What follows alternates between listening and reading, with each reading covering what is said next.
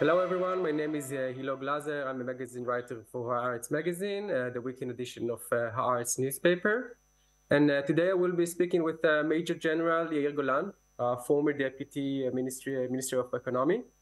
Golan's public profile has rose sharply since October 7, after he acted as a one-man rescue unit, volunteering to help youth fleeing under fire from the Nova Festival and bringing them back to safe place. And this act of heroism brought him back to the heart of the public sphere, and he's become an influential figure in the Israeli politics. Although now he's not even a member of the Knesset. Mr. Golan, good to have you with us. Hello everybody. Hello. So Yair, last December on an interview to Haaretz, we talked about the continuation of the war in Gaza, and you were quite firm in stating that we shouldn't expect for full surrender of Hamas, and maybe more accurately that this organization will not be diminished, at least not in the foreseeable future.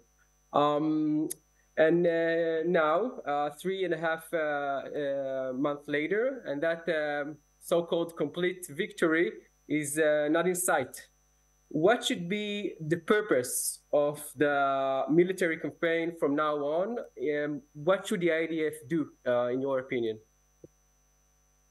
Well, unfortunately, what I have recommended didn't materialize because of the policy of this government. First, we need to free all the hostages as soon as possible. This is a national goal. Without achieving that, in fact, we tore the Israeli society from the inside. This is totally unacceptable. And it's much more important than it seems to be, according to the numbers, or according to the member of this government, this terrible government that express all kind of very strange opinions. Mm-hmm. The second thing is to isolate the Gaza Strip from any external support, military support. And that should be implemented from the very beginning of the war. Unfortunately, we didn't reach this situation until now, and every professional military man or military woman would say the same, that you cannot fight terror without isolating it from any external support.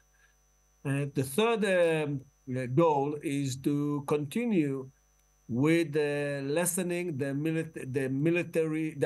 influence of the military wing of Hamas, and that should be an ongoing effort that could take years. Mm-hmm. And the fourth issue is to recover the enveloping area around the Gaza Strip and the civil situation in the Gaza Strip, while bringing together regional forces and international forces in order to move forward with some promising future for us and for Israeli security, and at the same time to create something much more stable in the Palestinian arena. That's, of course, expand the spectrum of the ongoing military operations in the Gaza Strip, and that should be done as a prime goal for any Israeli reasonable government. You said recently, actually tweeted, that the most powerful emotion you feel right now is rage. Towards whom or where it's directed? Who are you mad at? Well, of course, it's a rage concerning what Hamas did to us.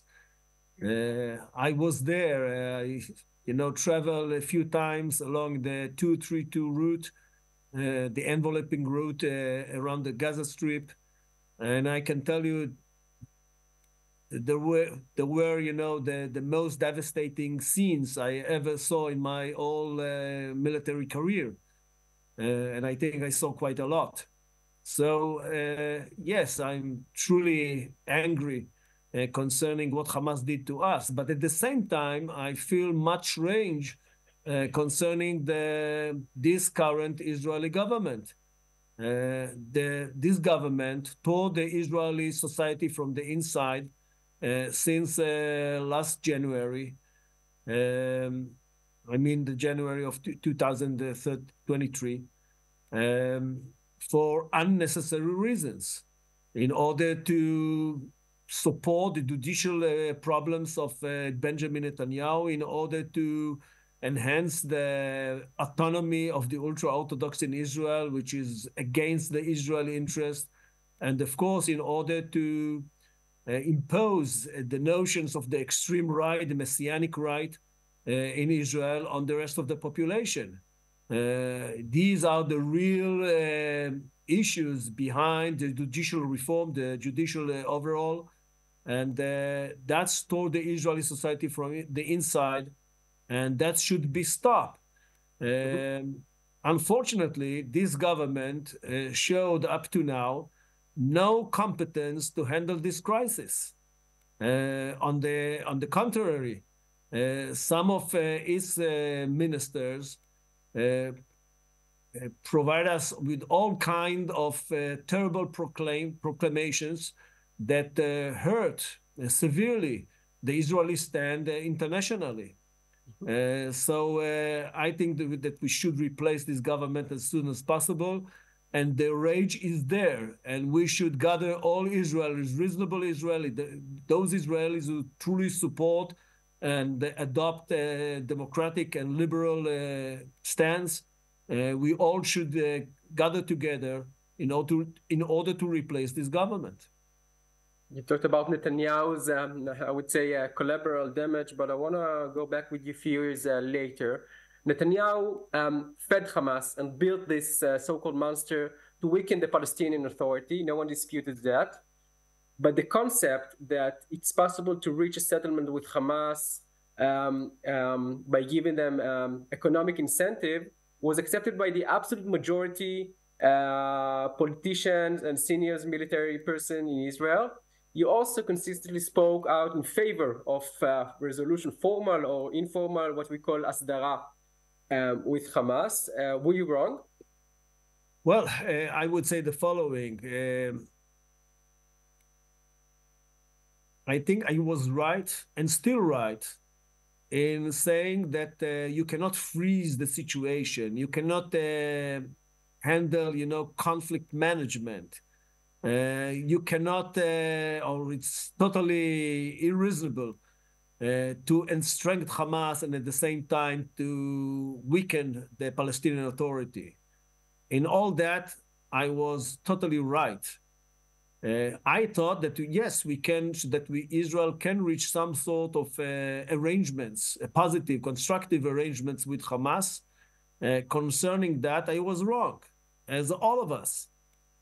So we should say together, loud and clear, that the basic assumption of Netanyahu was totally wrong, and this perception took us to October 7th.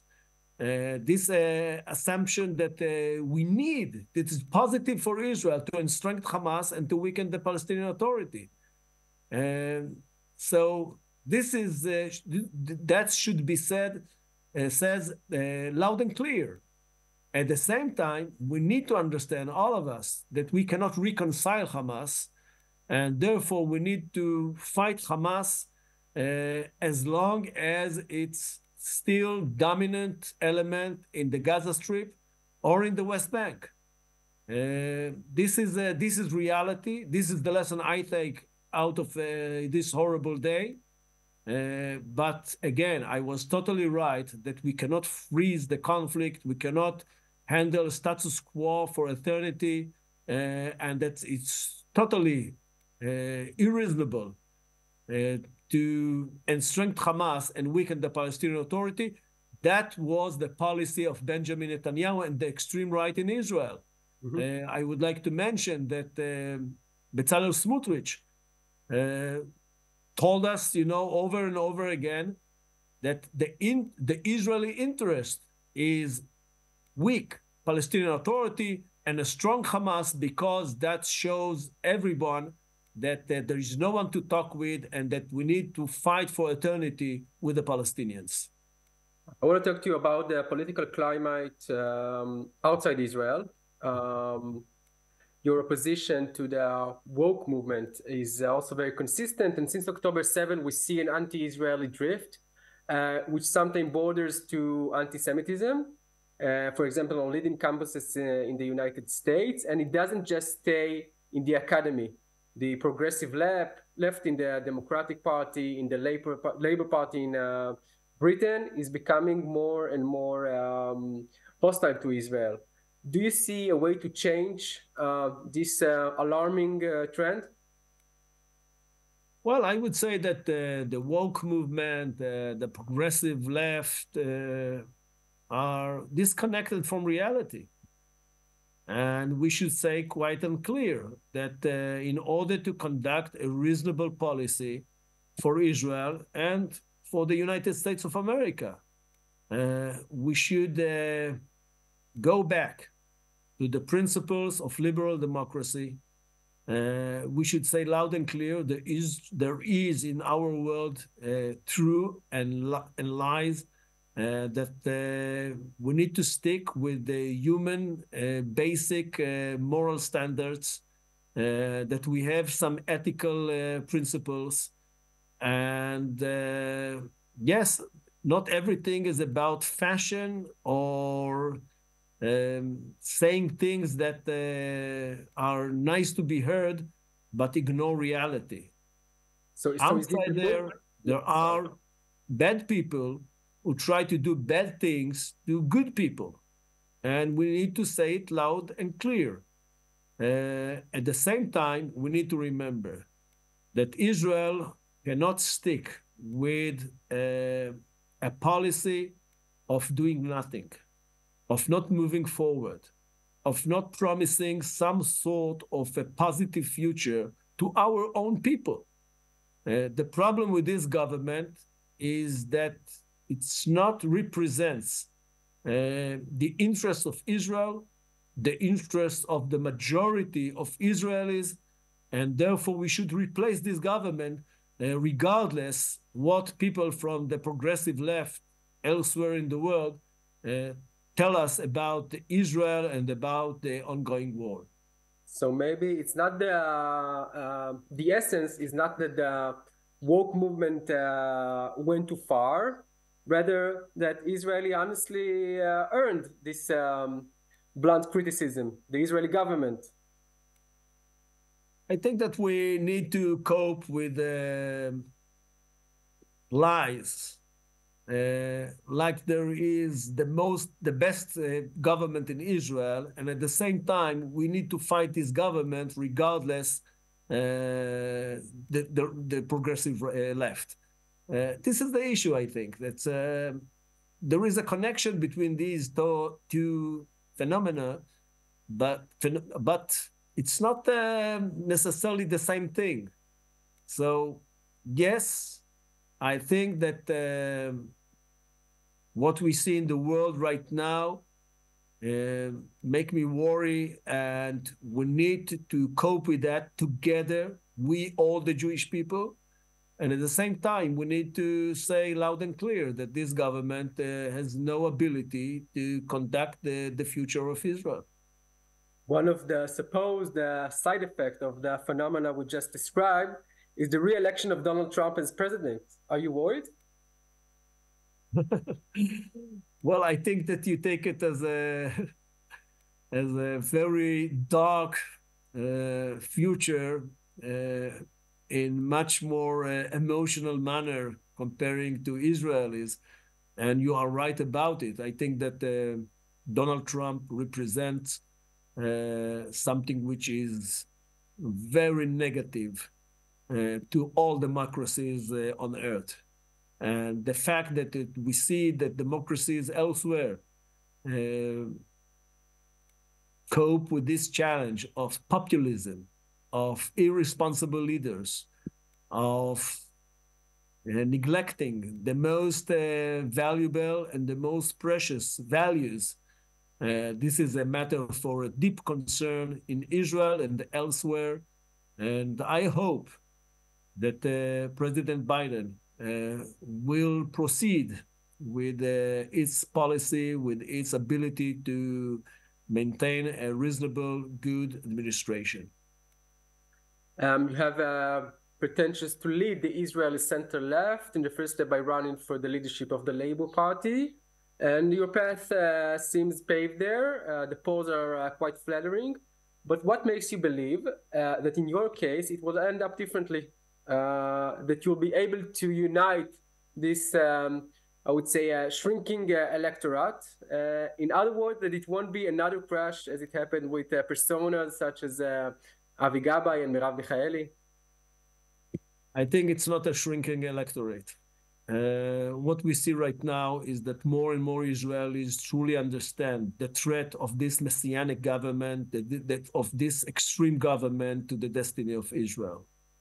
The Zionist dream, the Zionist project is under threat. So therefore, we should unite ourselves and we should say loud and clear that we have an alternative. And I think this is totally different. It's two completely different things.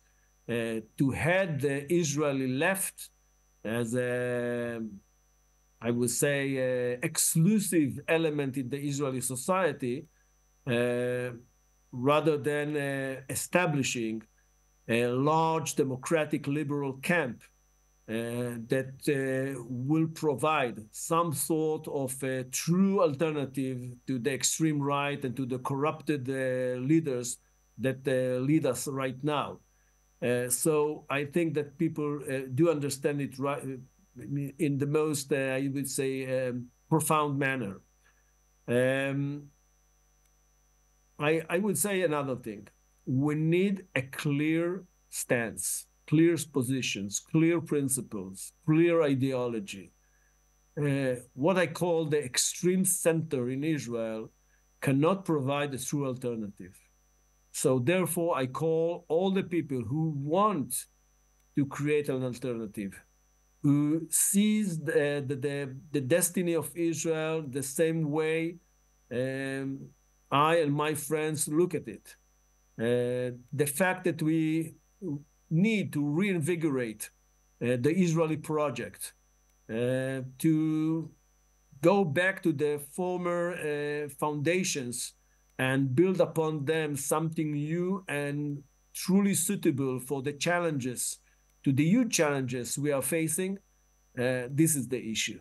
So I entered the politics with this determination to change the destiny of Israel. I have no intention to give up. We need to fight for it.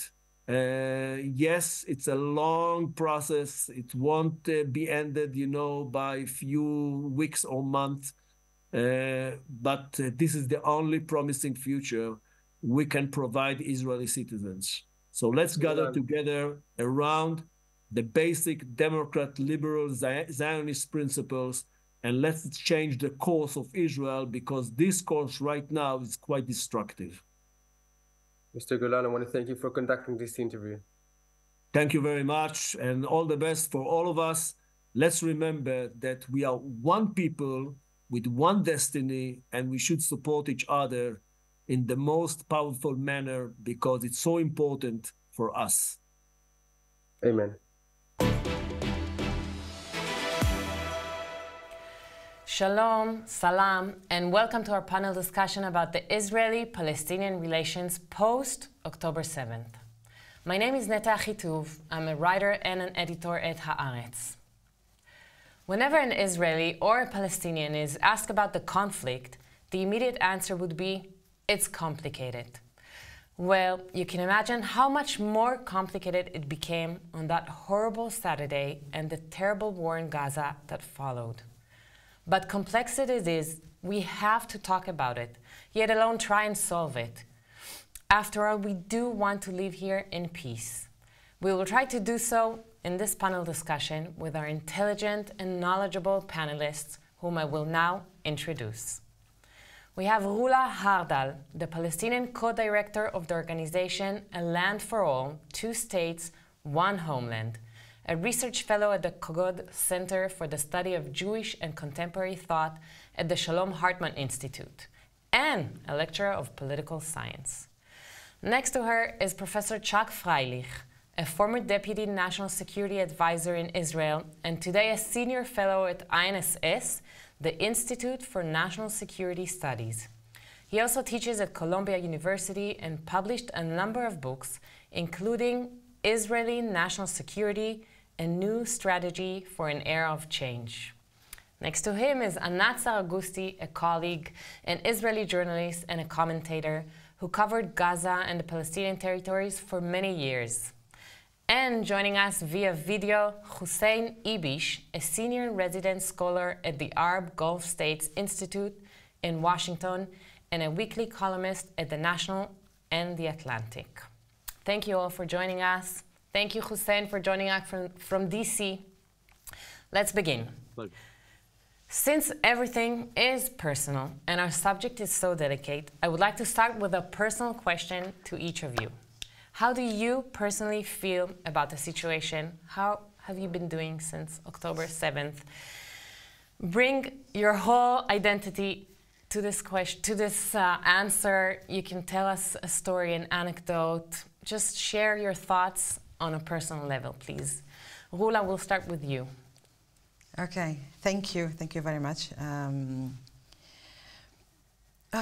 I feel, if I try to think about the main feelings that I have since October 7th and the beginning of the war, I feel sad, angry, and I'm afraid.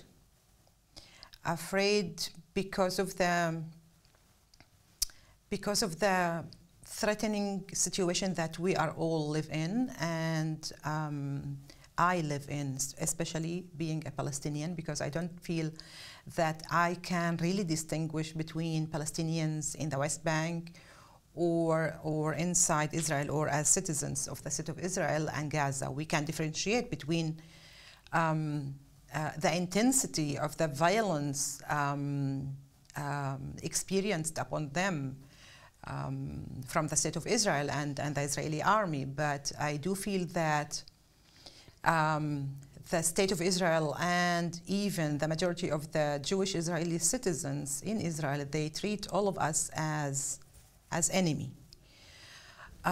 So that's why I do have my fears. I do have my fears also because I live between the northern part of Israel and Ramallah and Jerusalem. So I'm not sure how things are going to develop, and if we are going to witness any further escalation. Not saying just that maybe we say don't, that you're a Palestinian citizen of Israel, Yeah. and this is the population that is the most, I think, sensitive or in the most complex situation now. Yeah, and we have witnessed since immediately after October 7th, even though we are citizens of the state of Israel.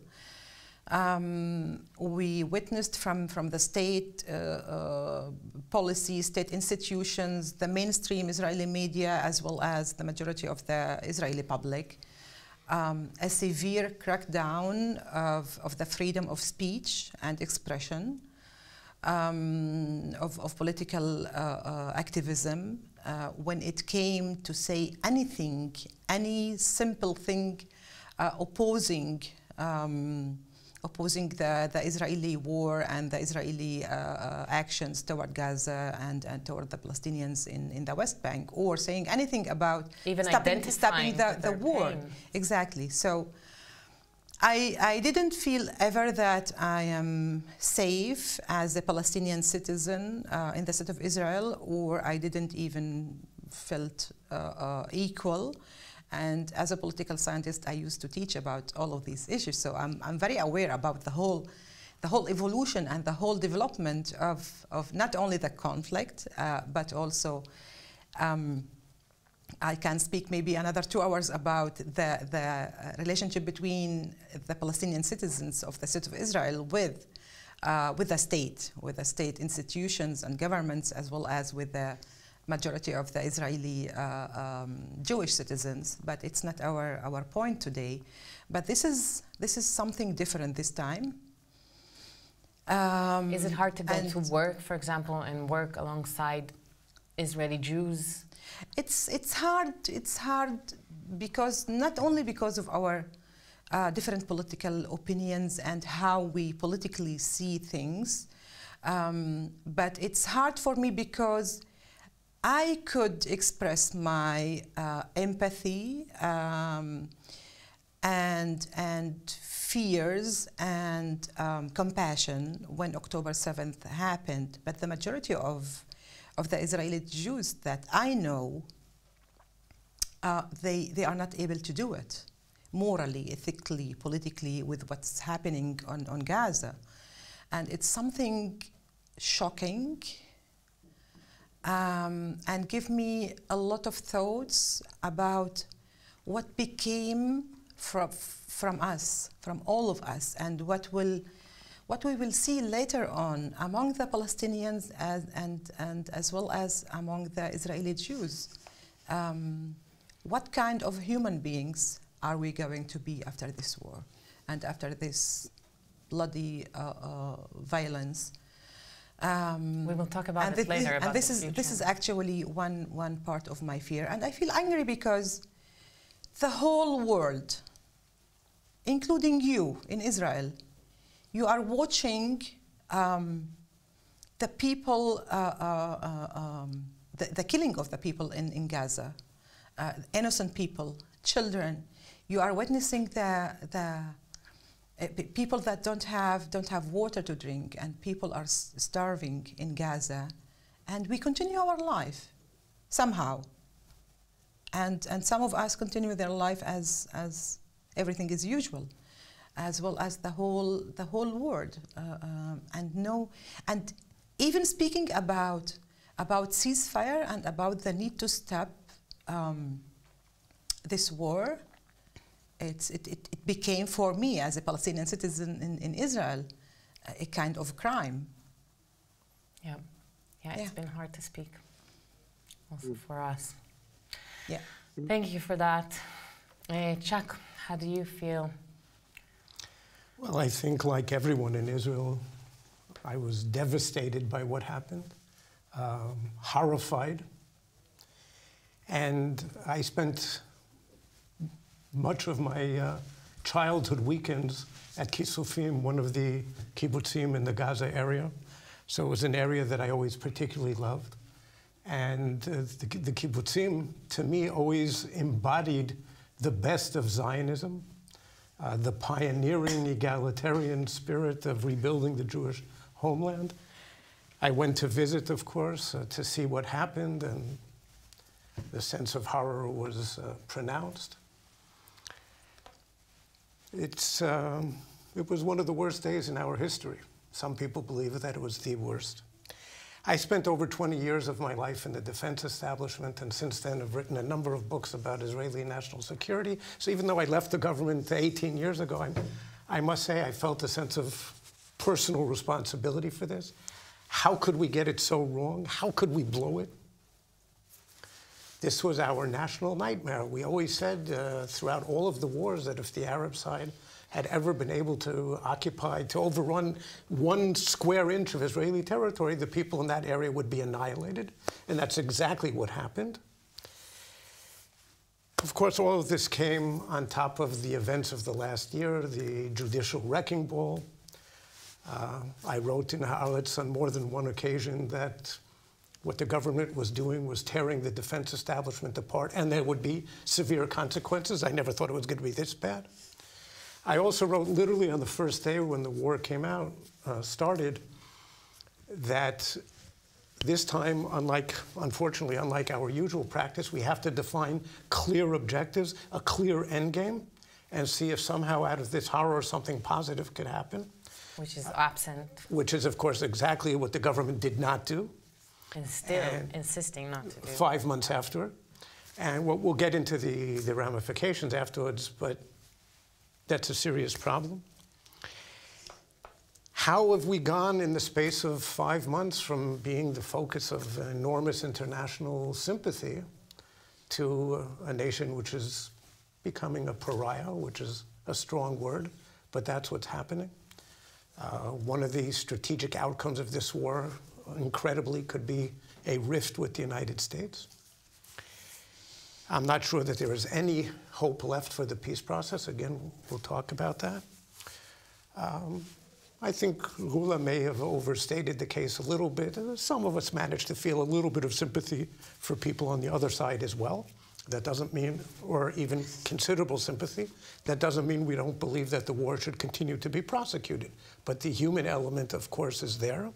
And I think that people who intentionally conducted a genocide or a genocidal attack, which was designed to cause Israel to respond in the massive way that it did, should be cautious in what they say.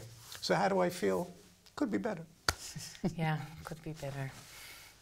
Thank you. Anat. So, on a personal basis, like Rula was saying, I'm still very sad and frustrated and devastated. And I think that on October 7th, if I'm reflecting back, I was worried for my dear friend Vivian Silver. Oh, you knew her. A well-known peace activist, really dear friend of mine, who lived in Kibbutz Be'eri, and we didn't know whether she was abducted or murdered. And it took over a month to understand that she was murdered on October 7th and, to go and bury her. And shortly after, since I was a correspondent in Gaza for many years, so I still have contacts in Gaza, so I was worried for 3 families in Gaza whom I'm still in contact with, and they were displaced.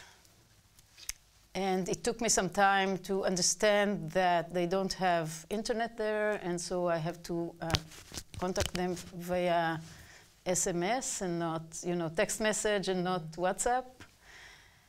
And to see that they're still alive, and they moved from Jabalia to Dir el-Balach, and from there to Khan Yunis, and to see how they are.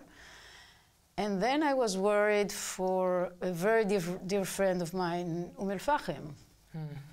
So I had like 3 focal points of worries, because you asked about identity, because I feel this is my identity. I mean, this region is a composition of all of this, because I cannot, stand aside and say, well, I'm a privileged Jewish Israeli woman, and I'm safe, and not see what's happening to friends of mine, colleagues, friends, people who we were going on a shared journey together to build something new here. And then I felt very frustrated, because I said, for so many years we've been demonstrating and writing articles and making stories and bringing the voices of the people from the other side of the border, to try to humanize them. And we failed. We failed in such a, the failure is echoing very strongly. And it really is such a frustration to feel that. So it took a while to process this frustration, and and I still follow up on these people, in el-Fahim and Nazareth within Israel, and in Gaza, and then Vivian is gone, so you don't have to worry about her anymore. But she's an icon, she's a symbol to all of this. So it was really, really very, very a deep sadness to process and to contain after October 7th. And tells the story of the region in many, many ways, and of peace activism, and for the belief in the ability to build something on an agreement between us and the Palestinians, which completely collapsed on October 7th. And I don't know if we can, rebuild the spirit, and let alone, spread it among our peoples again. I don't know. I'm really worried about it. I identify with what you say. I'm also a peace-seeking person for so many years, and the feeling was that they took our best people that Saturday, which is a very hard feeling. And now we'll move to Hussein. as an American Muslim and I'm an agnostic. Okay. I'm from the Muslim community. I participate in the Muslim everything, but I'm not actually a religious person. I'm very much of an agnostic. And also as an American citizen, I would like to ask you, because the United States, as everybody knows, is very much, here, present in so many ways. So what do you feel about it? How did you feel on October 7th? And what do you feel about the war raging now with the help of your country? Yeah, well, I'm certainly an Arab American.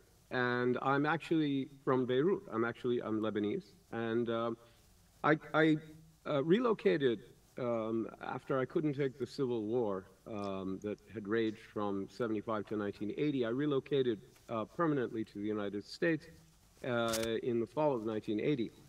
And in the summer of 1982, I thought it was a good time to go back for the first time. And so I was there for a couple of days, and I was there to, greet the Israeli army as it came in 1982, and I experienced all of that. This war, the attack of October 7th, and then the Israeli response in Gaza, had reminded me from the beginning of 1982, at least for me. And I've spoken to other Lebanese, Kim Ghattas, the great journalist, others said the same thing.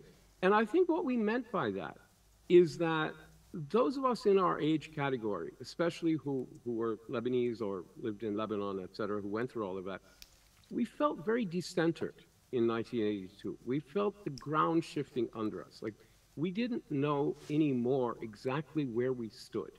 The landscape was moving quickly. And I personally felt discombobulated by this situation. In a way that I haven't been since 1982, frightened for the consequences and unable to fully comprehend exactly what's going on. It's not that any of the motivations of the different actors are particularly mysterious to me. They're not. But I felt discombobulated and deeply disturbed in a way that I hadn't been since then. So that's the first reaction that I have. The second thing was, I identify so strongly with both sides, because when I read early on about the experiences of your Haaretz colleague, Amir Tibon, who's a guy I know very well. I mean, he used to be in Washington, and I dined with him many times, and I know him. And he had family, in one of the kibbutzim that were attacked, and I felt very strongly for him and his family, because I know what it feels like to feel hunted by armed men. You don't know exactly who they are. You know that if they catch you, they're probably going to kill you. I know what that feels like.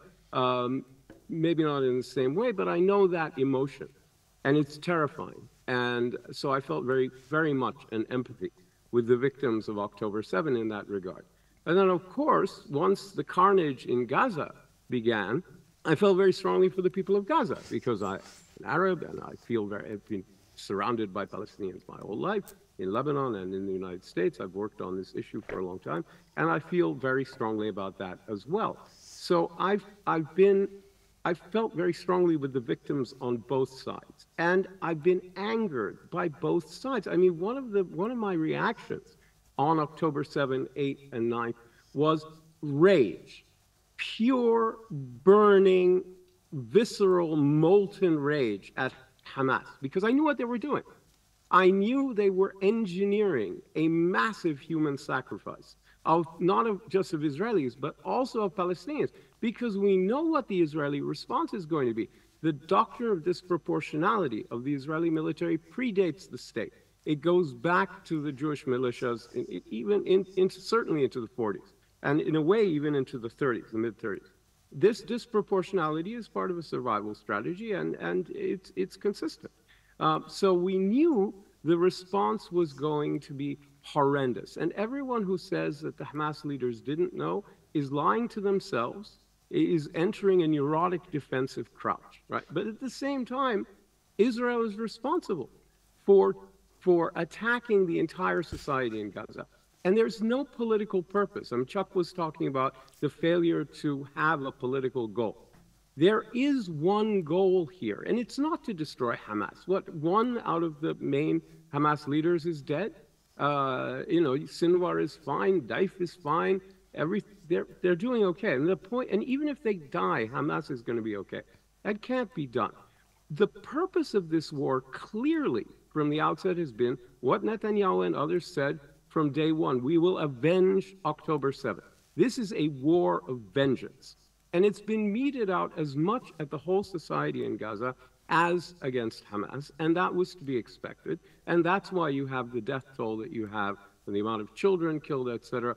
And I think really, in a way, honestly, that this is so primal, right? People are behaving on both sides in the most primal manner possible, right? Hamas and the other people who came across from Gaza wanted to kill or capture everyone they could find. And Israeli forces in Gaza have been so ready to shoot anything that moves that they shot hostages who escaped without shirts, waving white flags and shouting help in Hebrew. They got shot. So there is this sense in which people are just motivated by a bloodlust, and it is, after 100 years of conflict, the lowest point in the conflict. Palestinians delivered the worst blows to Israelis they've ever done. Israel is doing the worst to Palestinians they've ever done. And I just want to point to what Yair Golan, the Minister for the Advancement of Women, said. She said, I rejoice over the ruins of Gaza. I want them to tell their grandchildren what we did to them when they killed the Jews. And this is the same attitude that motivated the Palestinians on October 7th. I want the Jews to tell their grandchildren what we did to them when they drove us out of southern Israel into Gaza. It's this primal, visceral hatred that is so unsettling to me. I agree. How is the atmosphere in the States regarding the war? The States is very much involved. It's very split. I mean, right now, thankfully, the Republicans are marginal because they would add a very unpleasant third element, because the Republican Party on the Middle East is driven by evangelical, apocalyptic fanatics who are both pro-Israel and actually pro-Greater Israel, and also anti-Semitic at the same time. But it's the Democrats who are in power, very much. And they are split. The mainstream Democratic Party is still very pro-Israel, but it's very unsettled by the war because the war has been bad for American policy, bad for America in the world, bad for the Arab world. It's unsettled the opening with Saudi Arabia, and they want the war to end as soon as possible, but they're not willing to cut Israel off. It's what Biden is saying now. Israel cannot kill another 30,000 people. It has to be very careful in Rafah. We need to get aid in. This war has got to wind down. We need it politically. We need it diplomatically. We need it strategically. But then there's also a progressive left, which is younger, more left-wing, angry about the war, skeptical about Israel, in a way in which the two older generations, the Biden generation of old liberals who are really pro-Israel in a very deep way. They have this liberal attachment to Israel. And then the middle-aged people like Blinken and Sullivan and Brett McGurk, who are, they're not absolutely attached to Israel, but they believe in the special relationship as a strategic benefit to the United States. But then there are the younger people, the under 35s or under 40s, especially under 35s, who are skeptical about Israel and really skeptical about the occupation and have been against the degree of American support for this war from the outset, and they are mad at Biden. In the end, I think they'll come back to Biden. If I have anything to do with it, they will, and so will the Arabs and the Muslims in the United States, because American fascism is not the answer to any of this. I think he's building on that. Yeah. Thank you, Hussein. But it's a problem. Yeah, it's a problem. Thank you. So you started our second round in a way because I would like for the second round to use your expertise and knowledge and what all those years that you have studied and everything that you have in your brain. Hussein just started with it, so thank you for that. Let's go with you, Rula. The two-state solution seems old-fashioned or maybe even hyper-modern. I don't know which way to look at it, as like something of the past or maybe a certain future. What do you think could be a solution for the region? Do we need to renew our discourse in a way and talk about new solutions, new visions, or can we rely on whatever has been achieved, which maybe is not a lot, but it's something until today? Do you want my diplomatic or less diplomatic answer? Less diplomatic, of course. Okay, okay. I will do it less diplomatic, but a little bit not too much academic and starting using theories, etc. But before of that, I would like to say something about one component of what Ibish Hussein said. I am afraid that I misunderstand you, but you raised the point about the violence from both sides, and I don't agree with the symmetric way of comparing the violence of Hamas to the violence of the State of Israel. We forgot a very important point here, that we are speaking about a state, very strong state in terms of its military and high-tech and technology and economy, with another, you know, a kind of, not even an army, a militant group in Gaza. And we forget the much more important point that we are speaking about occupier force and occupied people. Even though Israel went away in before 16 years from Gaza Strip, but the Gazan people live since then under siege. And Israel actually controls everything in regards to Gaza Strip, not only in the West Bank. So I cannot forget this, this point, that we are speaking about occupied and occupier. So regarding the solution, I don't like speaking about solutions, but I do advocate one solution, because I represent also a political organization and movement that has a political vision for the Palestinians and the Israelis from the Jordan to the sea. And we speak about an advanced form of the two-state solution, where our solution is based not on segregation and separation between the two people, but integration and sharing the homeland. And here we come to with a kind of superstructure, political, legal, economic, human rights, superstructure of a union between the two states or a confederation. But we do believe that we still believe on the two-state solution, not because we like the two-state solution. I think the classic two-state solution has a lot of problem. First of all, it was based on racist attitude of separation between the two people. But in reality, we cannot separate the people. We live in the same geopolitical unit, and we live under the same actually regime in different legal statuses as Palestinians and Israelis.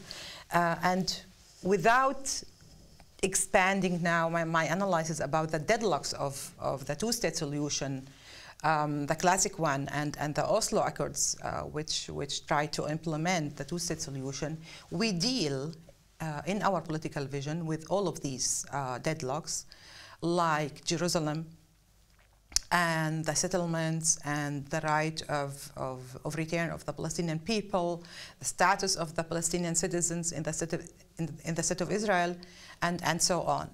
But before speaking about solutions, okay, and I think solutions are something to leave for both people, but mainly for the politicians to decide about. We need to speak about the principles and the values that we need to agree about before speaking about any kind of solution.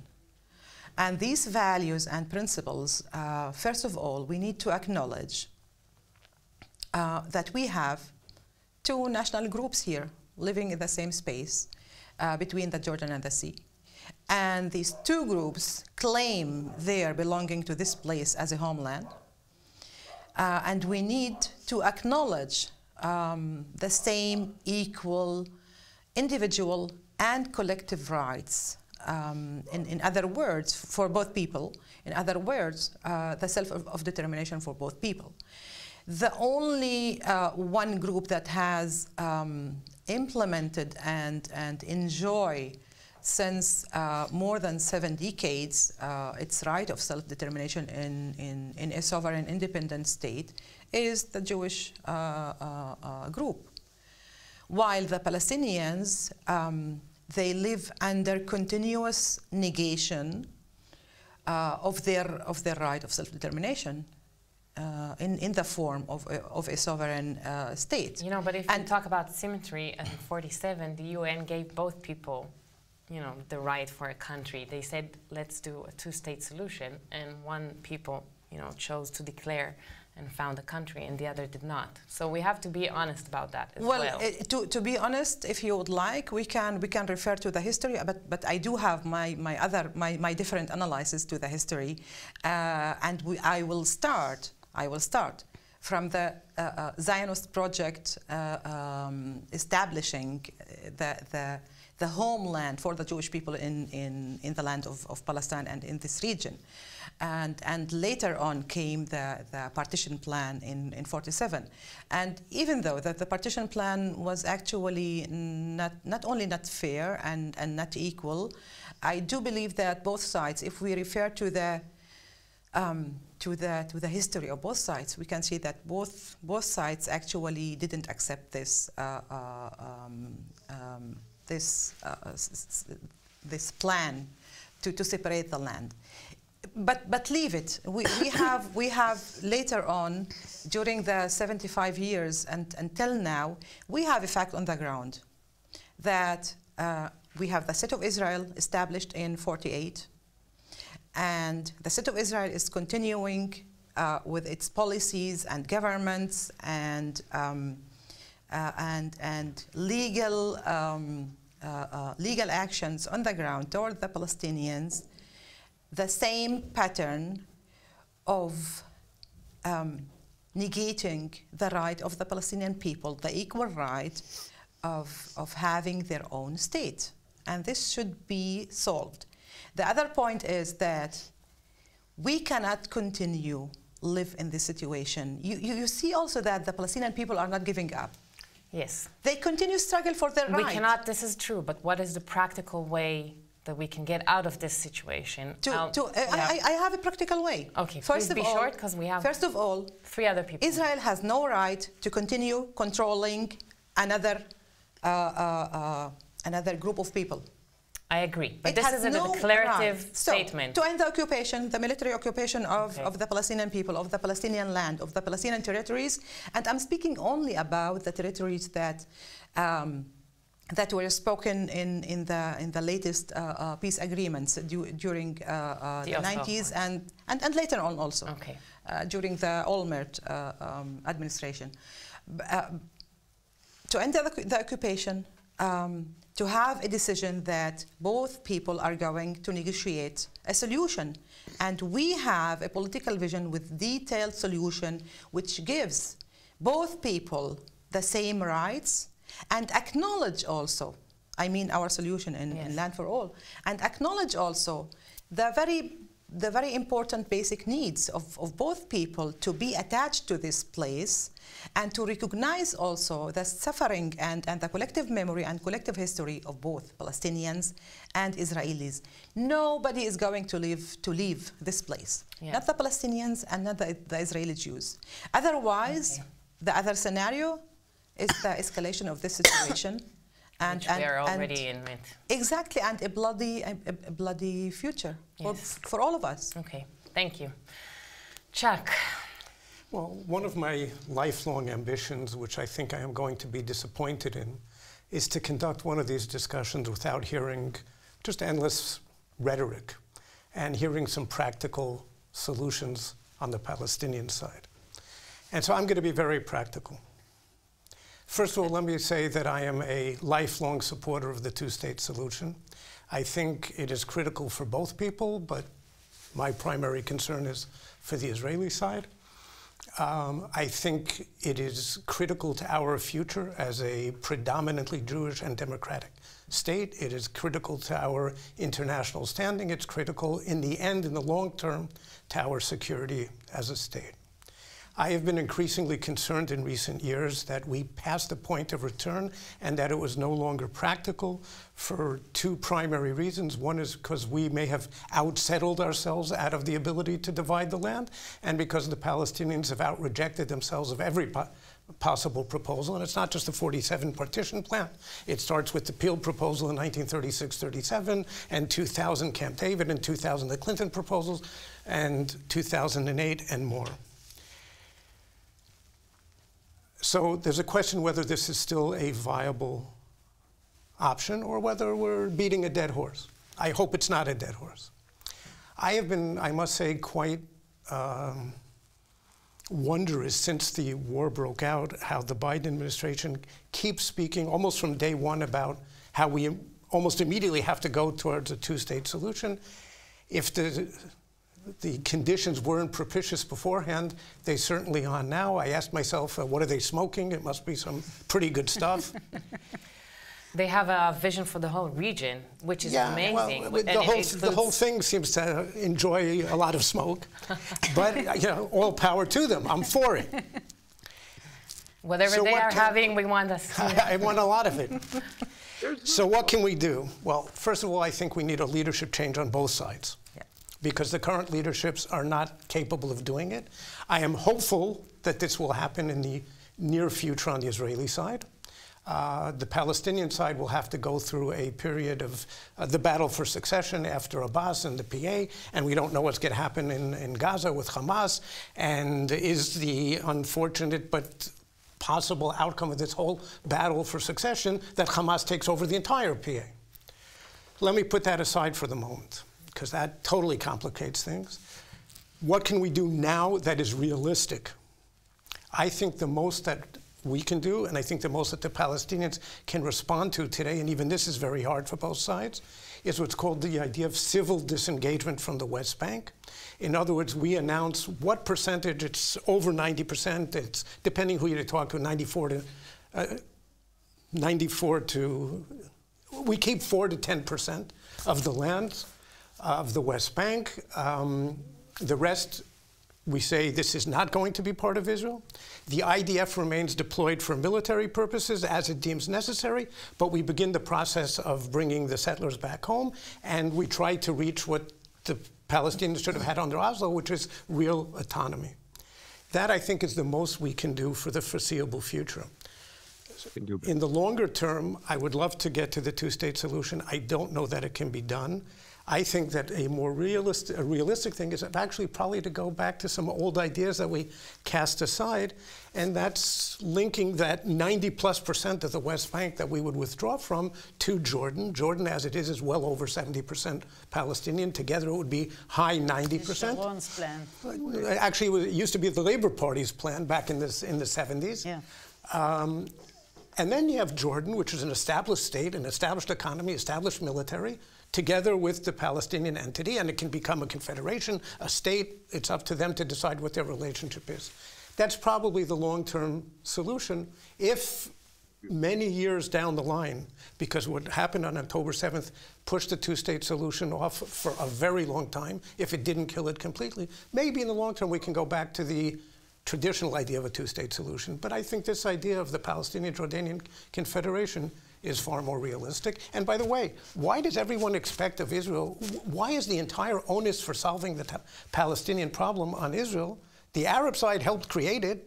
Why shouldn't Jordan and Egypt help solve it? I'm not saying solve it completely, but help. No, but I think the and Jerusalem, we haven't mentioned Jerusalem.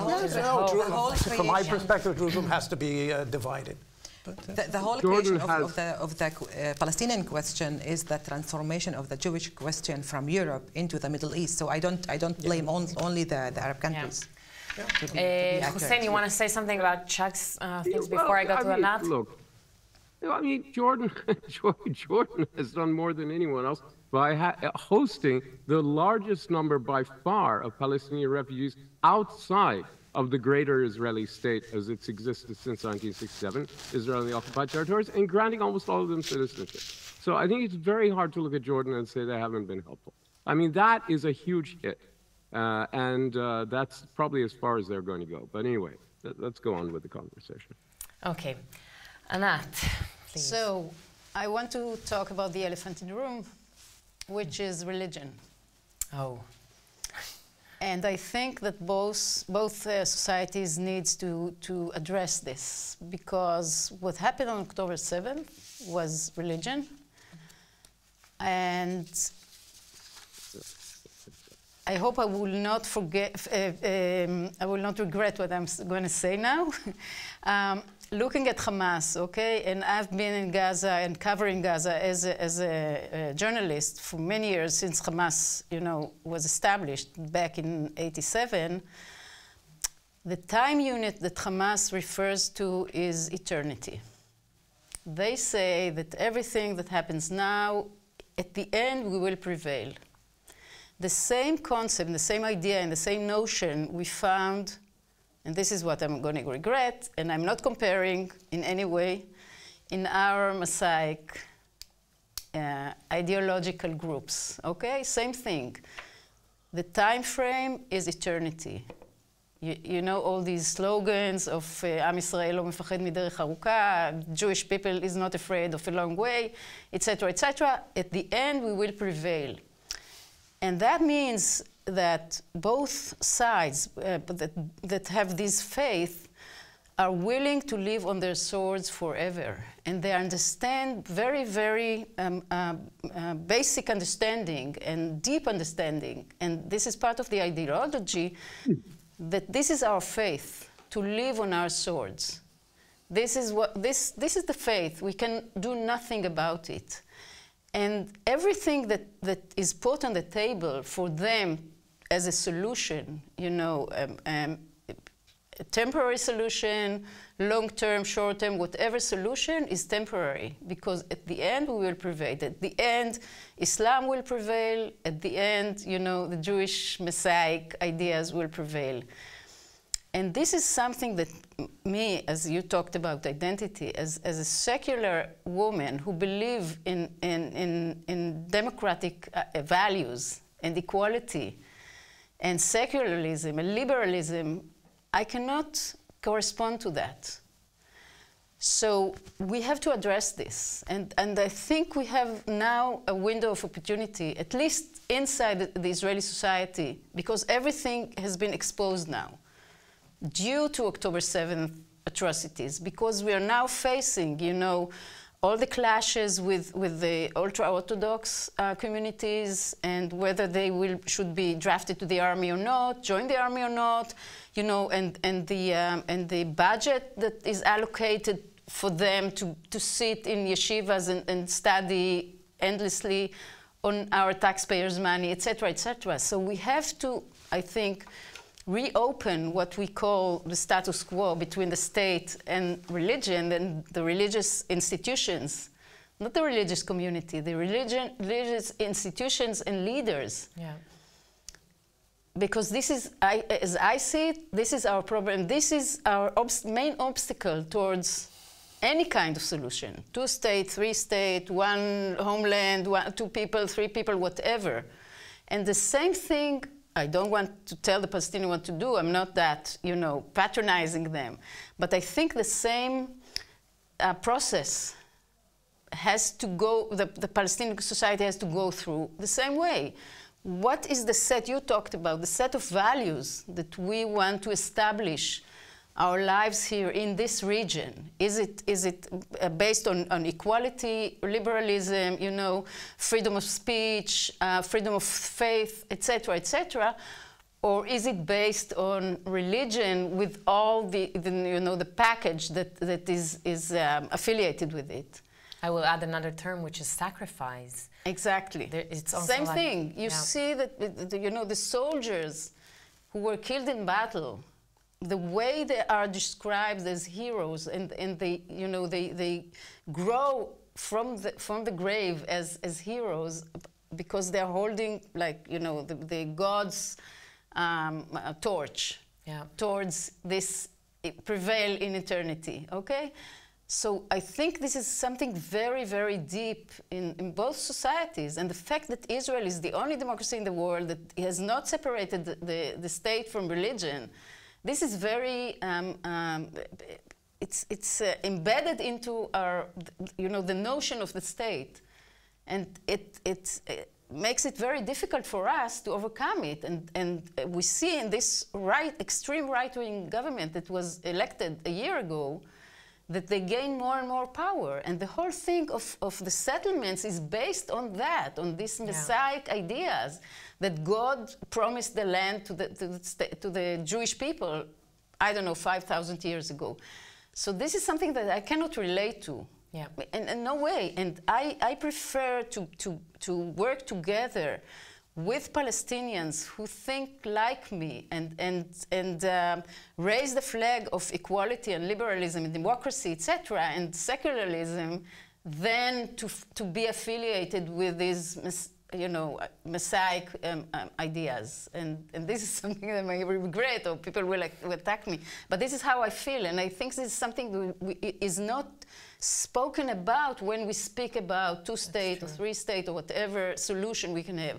Now, speaking about solution, what I see is like the model of Europe after World War II. It's a kind of a Marshall Plan to rebuild Gaza, to rebuild the whole, to restart the whole region, to rebuild this institution of the Palestinian people, to rebuild the Palestinian society, which has been fragmented intentionally by Israel over the years, and to rebuild the society. And then, when the society is rebuilt, and of course all the houses that were destroyed, etc., then we can speak about a solution. But this is not the time to speak about the solution because we're devastated. Let alone the fact that the Israeli society doesn't see at all what's going on in Gaza. At all, except for Haaretz, that speak about and report about, the atrocities and the devastation and the humanitarian crisis in Gaza.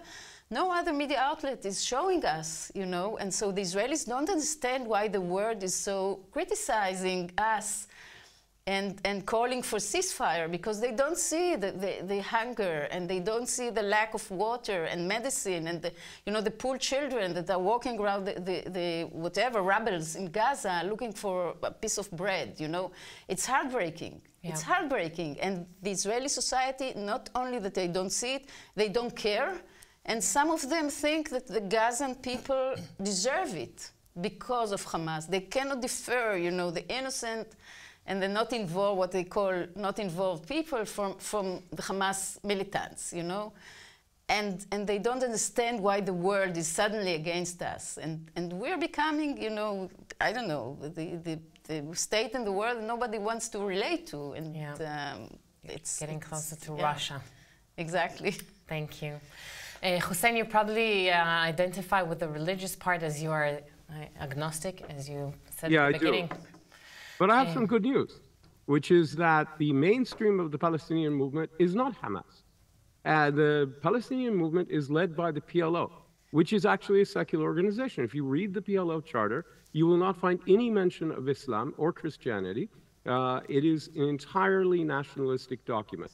And the claims that the PLO has been pursuing at the negotiating table, and before that, in armed struggle, are not religious claims. Now, it's true that Hamas is motivated by a religious sort of millennialist vision, but the core support of Hamas among Palestinians rarely goes above 23, 24% in any opinion poll. Where they get more support is when they yoke their religious ideology to outbidding everyone on armed struggle with Israel, claiming to be the national movement because they are fighting the occupiers for control of Palestinian land. And that's what Hamas wanted. That's why they launched October 7th. Israel, believe it or not, is a secondary issue in the logic of October 7th.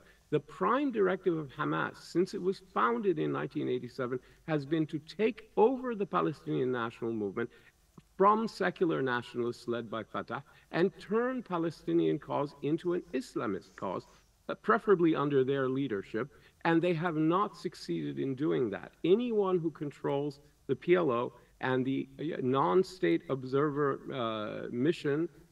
member mission in non-member observer state mission at the UN, and the 130 Palestinian embassies and missions around the world speaks for the Palestinians, on the diplomatic stage, at the Arab League, at the UN, everything else. And Hamas does not control that. And until they do, they are a side player. This is all a bid to get control of the national movement and then control over the diplomatic power of the Palestinians, which is the one thing Palestinians have assembled that Israel can't take away from them. Now, I do want to say to Rula, hold on a second. I want to say to Rula, don't misunderstand me. I'm not comparing Hamas with the state of Israel. I understand you switched to a political register, and you're right. There's no comparison, occupier, occupied state, non-state, etc. That's all true. I'm talking about the psychology of killing, the psychology of rage. So I just want to be clear on that. So you had a secondary question for me.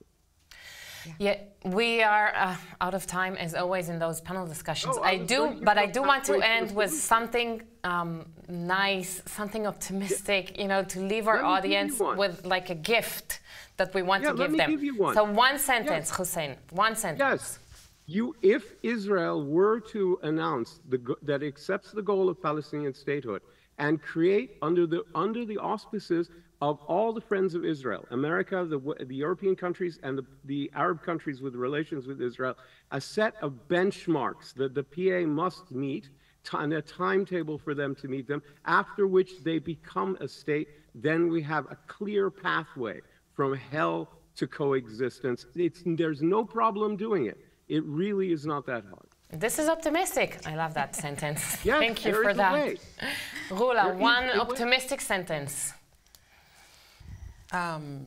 Dream, vision, something good. I think at the end of the day, and as we all maybe agree, nobody is going to go out and to disappear, and we have to find a way to live together here in this place, in an equal matter of life, collective as well as individual, and that this situation of suffering and of repressing the other is not viable. That's what I believe in, and even though we cannot see it now, it will come one day. So nature will... Not only nature, because of our history and because learning from other conflicts in the world, conflicts usually end. Yeah. And the way how we end and when we end the conflict is in our hands.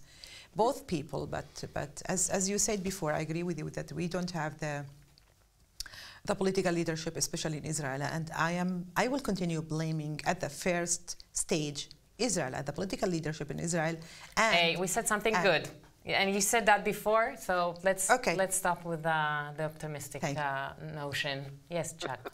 Well, first of all, I've always thought that optimism is borderline anti-Semitic, but I will try to be optimistic nonetheless. Look, I just have to say one sentence. We've tried roadmaps or a set of benchmarks. That was what the Oslo Accord was all about, and that's what the Bush roadmap was all about. It's failed. So I don't think that's the way to go forward now. The way to go forward is that I think we will have political change in Israel soon. I think, as Anat was saying, there is real soul searching in the country, and we will be open to looking at all sorts of new avenues of going forward that we weren't in the past. Yes. I hope that we reach the bottom and we can only grow from that. And I think we have a window of opportunity here. And I think this is maybe the last chance for us as, you know, democratic and liberal people or community to make the change and regain these values. Thank you.